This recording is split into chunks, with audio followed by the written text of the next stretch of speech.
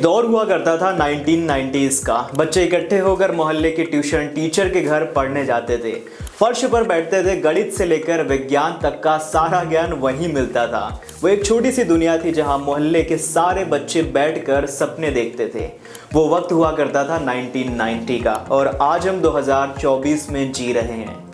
आज की दुनिया पहले की दुनिया से बिल्कुल बदल चुकी है। वक्त वक्त पर हम थम कर इसका जायजा लेते हैं, देखते हैं कि दुनिया कितना आगे बढ़ी है, और फिर हम उसके साथ हम भी आगे बढ़ जाते हैं। मेरे एक जानने वाले हैं, उनका नाम है रमेश जी, और उनके बेटे का नाम है आरव। वो एक मॉडर्न कोचिंग सेंटर में पढ़ता है। अब जब रमेश जी इस कोचिंग की दुनिया को देखते हैं तो वो हैरान रह जाते हैं। पहले जो मोहल्ले में ट्यूशन पढ़ाया जाता था वो अब एक 60,000 करोड़ की कोचिंग इंडस्ट्री बन चुकी है। सिर्फ यहीं तक नहीं, आने वाले 4 सालों में अनुमान लगाया जा रहा है कि ये इंडस्ट्री लगभग 1.34 लाख करोड़ की हो जाएगी, यानी कि 1.34 बिलियन डॉलर की।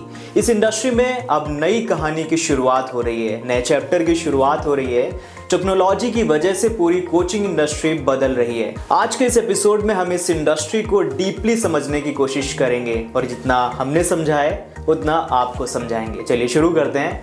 नमस्कार and welcome, you are watching Rising Bharat. I am Abhiraj. Manoj कहते हैं कि उनका बेटा आरव 14 मिलियन स्टूडेंट्स के साथ compete कर रहा है, लेकिन इंजीनियरिंग में सीट्स मात्र 59,917 ही हैं। मतलब 1,40,00,000 स्टूडेंट सिर्फ 59,917 सीट्स के लिए लड़ रहे हैं। मतलब हर तरफ बस कंपटीशन ही कंपटीशन है।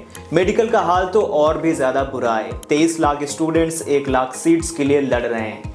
कोचिंग्स के लिए ये एक गोल्ड रश बन गया है। अगर हम एग्जाम्पल की बात करें तो एक समय था जब कोटा इंडस्ट्रियल टाउन हुआ करता था, और आज कोचिंग कैपिटल ऑफ इंडिया बन चुका है। कोटा के कोचिंग सेंटर्स हर साल 10,000 करोड़ रुपए कमाते हैं, और 2 लाख डायरेक्ट और 1.5 लाख इनडायरेक्ट जॉब्स भी क्रिएट करते हैं। कोचिंग इंडस्ट्री ने अपने एक्सपेंशन के साथ नए नए हब्स बनाए हैं।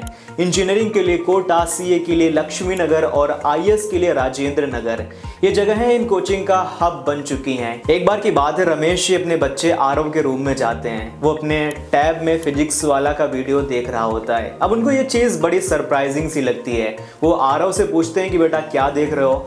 आरव उनको बताता है कि पापा ये फिजिक्स वाला का लेक्चर है, ये बहुत अच्छा पढ़ाते हैं, अफोर्डेबल भी हैं, और इनके लेक्चर्स रीजनल भाषा में भी अवेलेबल हैं। एडटेक प्लेटफॉर्म्स फिजिक्स वाला और बायजूस ने एक रेवोल्यूशन की शुरुआत की, लेकिन इन सब के लिए ये सफ़र आसान नहीं रहा। बायजूस ने एग्रेसिव सेल्स टैक्टिक्स और एक्सपेंसिव पैकेजेस की वजह से ट्रस्ट खो दिया। दूसरी तरफ फिजिक्स वाला ने एक अलग रास्ता अपनाया। फिजिक्स वाला का मोटो था एक्सेसिबिलिटी और अफोर्डेबिलिटी। फ्री कंटेंट यूट्यूब पर डाल दिया और लो कॉस्ट प्रीमियम कोर्सेज भी ऑफर किए। मल्टीपल रीजनल लैंग्वेजेस में कोर्सेज अवेलेबल करके उन्होंने लो इनकम हाउस होल्ड के स्टूडेंट्स का ट्रस्ट जीता। आई नो कि अब आप लोग सोच रहे होंगे कि ये जो इतने सारे कोचिंग सेंटर्स हैं और ये फिजिक्स वाला, बायजूस, ये लोग पैसे कैसे कमाते हैं, तो इनका रेवेन्यू मॉडल क्या होता है। देखिए, बेसिकली इनका revenue online coaching, offline centres और स्टडी मटेरियल से आता है। फाइनेंशियल ईयर 24 में पीडब्ल्यू का रेवेन्यू 1940 करोड़ रुपए था, और अब ये नए नए शहरों में 75 ऑनलाइन सेंटर्स खोलने का प्लान भी कर रहे हैं। कोचिंग इंडस्ट्री स्कूल को रिप्लेस करने की जगह इन्हेंस कर रही है। लीड जैसे प्लेटफॉर्म्स टीचर्स और स्टूडेंट्स के लिए एडवांस्ड टूल्स भी प्रोवाइड करते हैं। और देखिए, जहां तक बात है कि गवर्नमेंट ने भी कोचिंग इंडस्ट्री पर रेगुलेशंस लगाए हैं। अब 16 साल के नीचे के स्टूडेंट्स इनरोल नहीं हो सकते। डेली की जो क्लासेस हैं वो 5 घंटे तक लिमिटेड हैं, और स्टूडेंट्स काउंसलिंग मैंडेटरी है।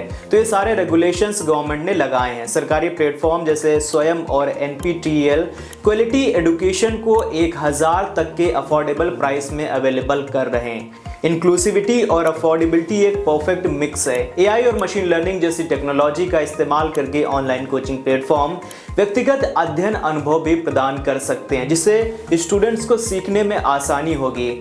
और जहां तक याद है कि पैंडेमिक के दौरान ऑनलाइन एजुकेशन ने एक आवश्यक विकल्प के रूप में उभर कर आया था। इसने छात्रों को घर से पढ़ाई करने की आदत डाल दी, जिससे ऑनलाइन कोचिंग की मांग में वृद्धि भी हुई है। अगर मैं आप लोगों से पूछूं कि आपको क्या लगता है कोचिंग इंडस्ट्री का फ्यूचर क्या होने वाला है, तो आप अपना जवाब कमेंट सेक्शन में लिख करके बता दीजिए। और देखिएगा, टेक्नोलॉजी और एजुकेशन का सही बैलेंस रखा जाए तो ये हर स्टूडेंट के लिए एक गोल्डन अपॉर्चुनिटी बन सकती है।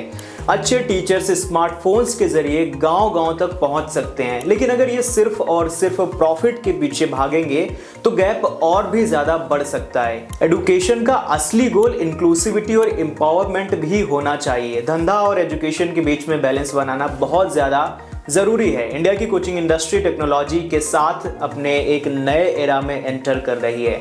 अगर सही तरीके से इम्प्लीमेंट किया जाए तो ये हर एक स्टूडेंट के लिए एक इक्वल अपॉर्चुनिटी क्रिएट कर सकती है। पर असली चैलेंज ये है अफोर्डेबिलिटी और क्वालिटी के बीच का बैलेंस। तो आपका क्या ओपिनियन है इसके बारे में? टेक्नोलॉजी क्या इंडिया की कोचिंग और एजुकेशन सिस्टम की शक्ल बदल सकती है? कमेंट सेक्शन में लिख करके जरूर बताइएगा। मिलते हैं नेक्स्ट वीडियो में, तब तक के लिए शुक्रिया, अलविदा।